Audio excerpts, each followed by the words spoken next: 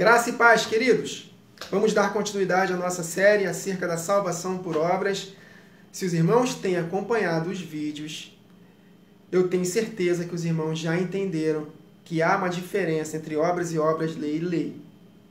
No último vídeo nós compreendemos que obras eram aquelas que não podiam nos salvar, obras dos ritos cerimoniais.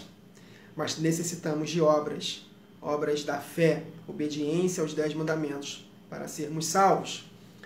Então, vamos ler hoje uma porção de Hebreus, que também foi uma carta escrita para combater os judaizantes que perturbavam os cristãos. E aqui o tempo todo o escritor dos Hebreus está falando acerca de Cristo, que é superior a Moisés, superior aos anjos. Né? Vamos ler aqui, vamos permitir que a palavra de Deus nos instrua. Eu vou ler aqui alguns trechos, por causa do nosso tempo limitado, depois os irmãos leiam o contexto todo. Leia a carta toda, Hebreus é maravilhoso.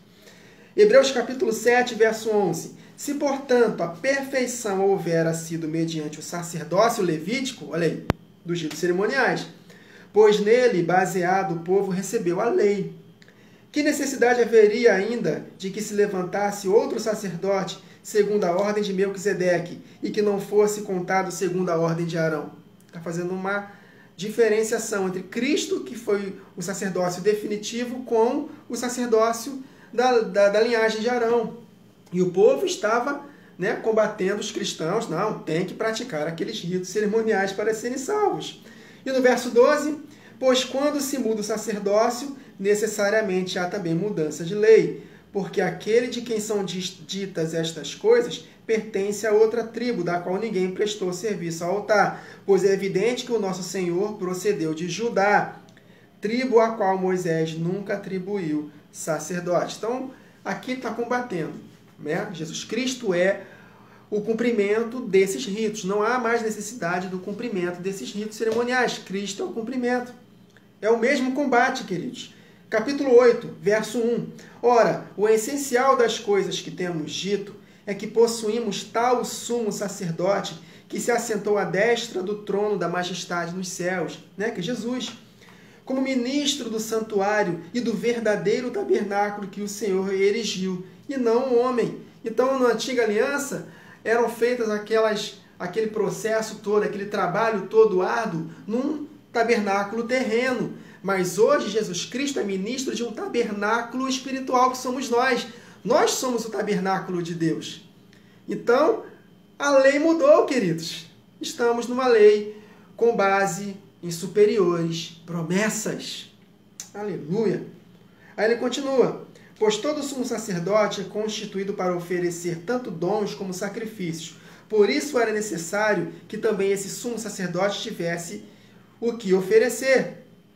Ora, se ele estivesse na terra, nem mesmo sacerdote seria, está falando acerca de Jesus, visto que existirem aqueles que oferecem os dons segundo a lei, os quais ministram em figura e sombra das coisas celestes, assim como Moisés, divinamente instruído, quando estava para construir o tabernáculo, pois diz ele, vê, Moisés, que faças todas as coisas de acordo com o modelo que foi te mostrado no monte.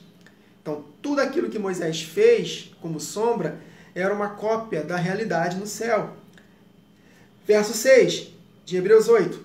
Agora, com efeito, obteve Jesus ministério tanto mais excelente, quanto é ele também mediador de superior aliança, instituída com base em superiores promessas. Porque se aquela primeira aliança tivesse sido sem defeito, de maneira alguma estaria sendo buscado lugar para uma segunda. É o combate o tempo todo, queridos. Esse é o ambiente em que os apóstolos viviam. Era o combate contra os judaizantes. Ainda existia templo. Então, os judeus que aceitaram até mesmo a Jesus, eles falavam, não, calma aí, mas nós precisamos continuar praticando a lei de Moisés, os costumes de Moisés, senão não seremos salvos. Era esse o combate. Eram essas obras que não nos salvavam. Verso 13 de Hebreus 8. Quando ele diz nova, torna antiquada a primeira. Ora, aquilo que se torna antiquado e envelhecido está prestes a caducar, a desaparecer. E isso aconteceu realmente no ano 70, quando o templo foi destruído, queridos. Acabou, caducou.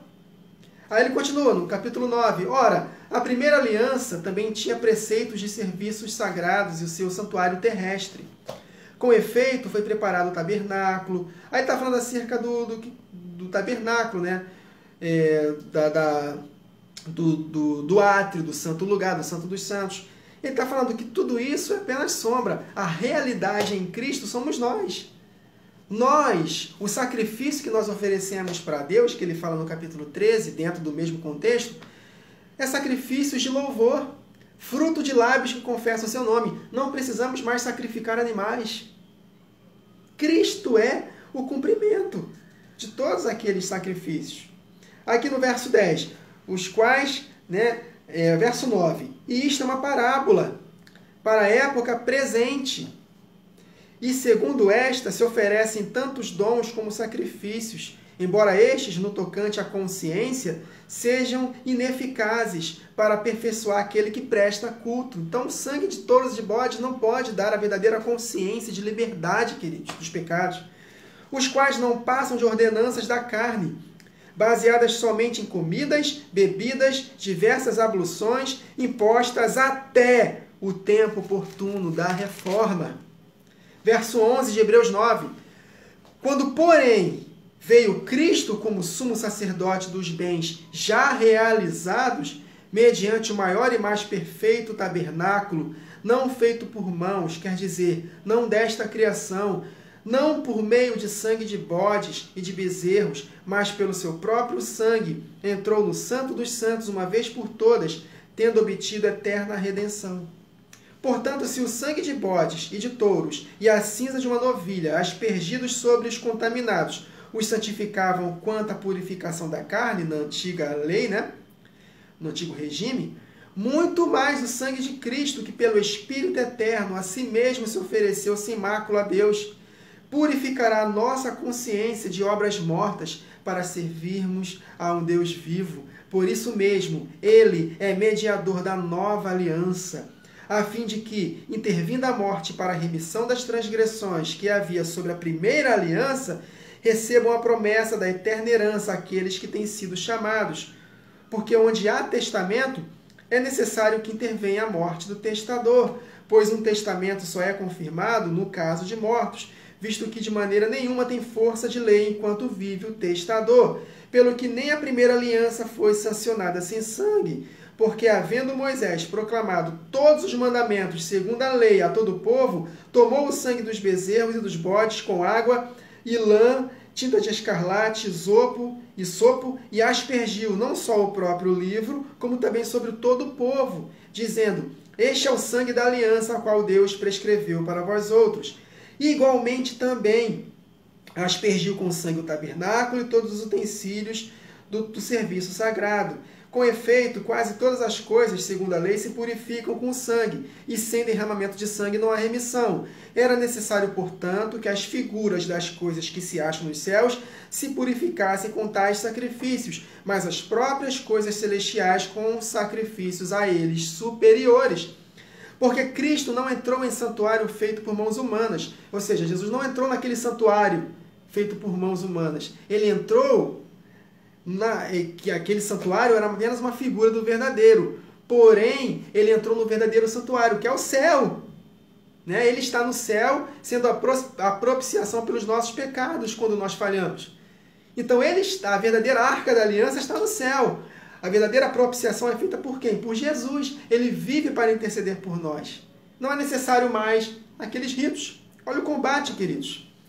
Então, porque Cristo não entrou em santuário feito por mãos, figura do verdadeiro, porém no mesmo céu, para comparecer agora por nós diante de Deus. Nem ainda para se oferecer a si mesmo muitas vezes, como o sumo sacerdote fazia a cada ano. Ele entrava no Santo dos Santos com sangue alheio. Ora, neste caso, seria necessário que ele tivesse sofrido muitas vezes desde a fundação do mundo. Agora, porém, ao se cumprirem os tempos, se manifestou uma vez por todas para aniquilar pelo sacrifício de si mesmo o pecado. E assim como aos homens está ordenado morrerem uma só vez, vindo depois disso o juízo, assim também Cristo, tendo se oferecido uma vez para sempre para tirar os pecados de muitos, aparecerá segunda vez sem pecado aos que o aguardam para a salvação. Capítulo 10, verso 1. Ora, visto que a lei dos ritos cerimoniais tem sombra dos bens vindouros, não a imagem real das coisas, nunca jamais pode tornar perfeitos os ofertantes com os mesmos sacrifícios que ano após ano perpetuamente eles oferecem.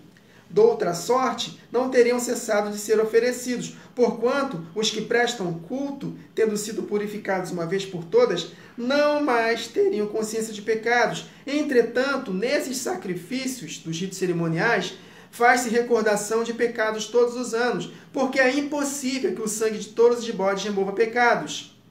Por isso, ao entrar no mundo, diz: sacrifício e oferta não quiseste, antes um corpo me formaste. Não te deleitaste com esses holocaustos e ofertas pelos pecados.